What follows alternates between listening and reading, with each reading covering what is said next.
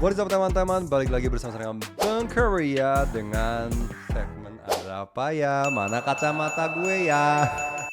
Itu kayaknya. Sini. What is up teman-teman, balik lagi bersama saya dengan Bang Korea dalam segmen Ada Apa Ya. Lu kalau ke Seoul sekarang, lihat billboard Bang, wajahnya dia. Masuk toko makeup, dia lagi. Lihat iklan hair care, masih dia. Lihat iklan baju, dia lagi. Bahkan sampai iklan alat rumah tangga, orangnya tetap sama. Saking seringnya muncul, sampai fans Korea sekarang bercanda pada bilang, ini bukan idol lagi, ini kayak ETF investasi berjalan. Orang yang mereka maksud adalah Chang Won-young. Dan minggu ini, internet Korea lagi rame banget gara-gara satu kampanye iklan yang jujur konsepnya bisa dibilang unik dan aneh. Karena 9 brand berbeda tiba-tiba muncul dalam satu proyek iklan yang sama. Dan semuanya dihubungkan oleh satu orang, yaitu Chang Won-young. Buat lu pada yang mungkin nggak terlalu ngikutin K-pop, gue pengen kasih sedikit konteks dulu ya. Won-young adalah member dari girl group IVE. Tapi dia pertama kali terkenal lewat survival show Produce 48. Dan yang bikin banyak orang kaget waktu itu adalah dia menang. Padahal usianya baru 14 tahun. Setelah itu dia debut di grup proyek IZ*ONE. Grup ini cukup besar waktu itu ya. Tapi seperti semua grup project dari survival show, IZ*ONE akhirnya bubar. Dan biasanya kalau grup project bubar, popularitas membernya juga bisa turun. Tapi Won-young malah kebalikannya. Dia debut lagi dengan IVE. Dan popularitasnya justru makin besar. Bukan cuma sebagai idol, tapi juga sebagai wajah iklan. Beberapa waktu lalu, brand whiskey Amerika Jim Beam, very good whiskey for highball, upload satu video iklan di YouTube. Judulnya simple, Ready to enjoy Jim Beam together? Kelihatannya biasa aja kan ya. Tapi setelah orang nonton, mereka mulai sadar ada sesuatu yang aneh. Ternyata video itu bukan satu-satunya. Ada 10 versi video berbeda dengan konsep yang hampir sama. Dan setiap versi melibatkan brand yang berbeda. Tapi semua video punya satu hal yang sama. Modelnya tetap Chang Won-young. Dan ada juga satu video yang kompilasi semua video ini. Menarik banget kalau lu pada nonton langsung dari 1 yang sampai 10. Total ada 9 brand yang ikut dalam project ini. Dan yang bikin orang tambah kaget adalah brand-brand ini datang dari industri yang berbeda. Misalnya, Uribank, yaitu bank. Amuse, yaitu makeup. Medicube, alat skincare. Aider, baju outdoor. Dashing Diva, nail art. Tommy Jeans, yaitu fashion. Dyson, elektronik rumah tangga. Kerastase, hair care. Biasanya di dunia iklan Korea, brand itu cukup posesif sama model mereka. Kalau satu idol jadi model kosmetik A, biasanya dia nggak boleh iklan kosmetik B. Tapi di sini malah kebalikannya. Brand-brand dari berbagai industri justru muncul dalam satu konsep bareng. Dan gue coba ambil komentar-komentar yang top ya di bawah video ini. Gila, gak nyangka bisa lihat video iklan dari berbagai perusahaan yang berbeda digabung jadi satu universe kayak begini. Waka. Kayaknya ini bener-bener bikin sejarah baru di dunia periklanan. Iklan model ETF pertama di dunia. Jujur aja, konteksnya nggak jelas. Alurnya juga hampir nggak ada sama sekali. Kerasa banget mereka cuma percaya sama level popularitas Chang Won-young doang buat bikin ini. Makanya jadi lucu banget. Padahal perusahaan iklan biasanya super ribet dan konservatif. Tapi lihat deh, mereka semua berani jalan cuma karena percaya sama satu orang. Chang Won-young. Inilah Chang Won-young. Chang Won-young ETF. Weka.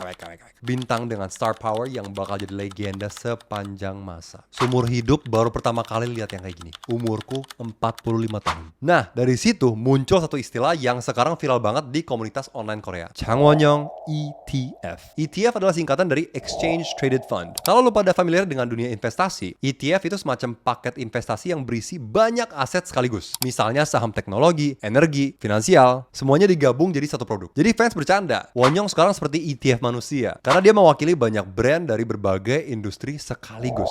Makeup ada, bank ada, fashion ada, elektronik ada, hair care ada. Kayak portfolio investasi berjalan gitu loh. Ada satu hal yang bikin topik ini makin viral. Sebuah iklan outdoor yang fotonya beredar di komunitas online Korea. Di tengah ada Won-young, di kanan, di kiri ada logo berbagai brand yang dia iklanin. Dan ketika semua logo itu dikumpulin dalam satu gambar, baru terasa skalanya. Orang langsung bilang, pantes disebut ETF. Nah, di titik ini ada satu konteks budaya Korea yang mungkin nggak semua orang Indonesia tahu. Di Korea ada istilah CF Queen. CF itu singkatan dari commercial film yang berarti iklan. Jadi CF Queen adalah selebriti perempuan yang mendominasi dunia endorsement. Biasanya mereka muncul di banyak iklan sekaligus. Dari kosmetik, makanan, minuman, sampai bank. Selain itu ada juga istilah lain yaitu It Girl. Kalau CF Queen fokusnya ke jumlah iklan. It Girl lebih ke pengaruh budaya. Dia jadi orang yang menentukan tren. Fashion, makeup, lifestyle. Kadang satu orang bisa jadi dua-duanya, CF Queen dan It Girl. Dan Chang Won-young jadi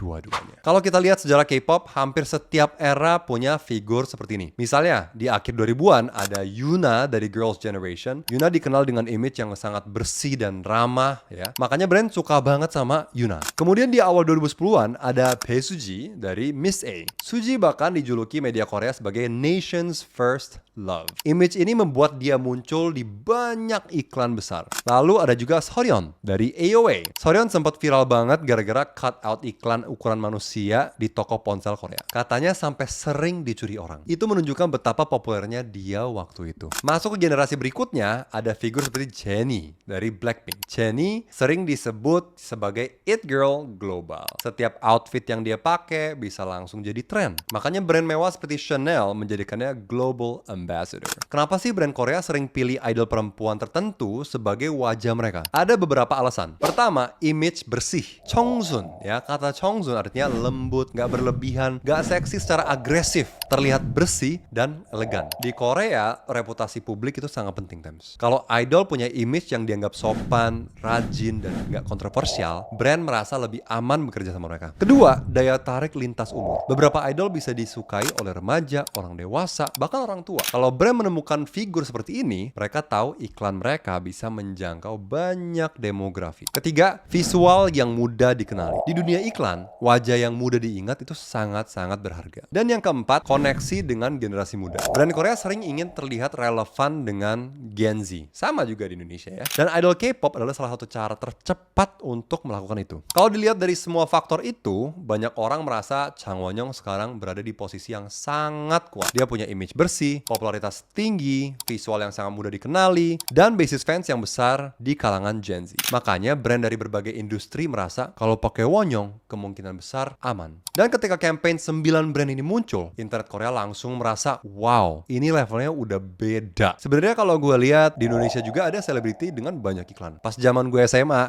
lumayan sering lihat Kak Luna, ya, Luna Maya, Dian Sastro. Tapi di Korea sering ada konsep wajah generasi. Setiap era biasanya punya satu figur yang benar-benar mendominasi endorsement. Dulu Yuna, kemudian Suji, lalu Soryeon. Sekarang mungkin kita sedang melihat era baru dengan nama Jang Won-young. Fenomena Jang Won-young ETF sebenarnya menunjukkan sesuatu yang sangat menarik tentang pop culture Korea. Kadang sesuatu viral bukan karena skandal, tapi karena orang tiba-tiba sadar, kok wajah orang ini ada di mana-mana ya? Satu idol, 9 brand, 10 video iklan. Dan internet Korea langsung rame. Sekarang gue penasaran, menurut lu pada, apakah fenomena seperti ini menunjukkan kekuatan marketing K-pop atau justru tanda bahwa industri idol terlalu bergantung pada image tertentu? Tulis di komentar, gue pengen tahu perspektif lu pada. Terima kasih udah nonton sampai sini. Jangan lupa like, subscribe, dan comment down below. Annyeong. Apa kata dunia?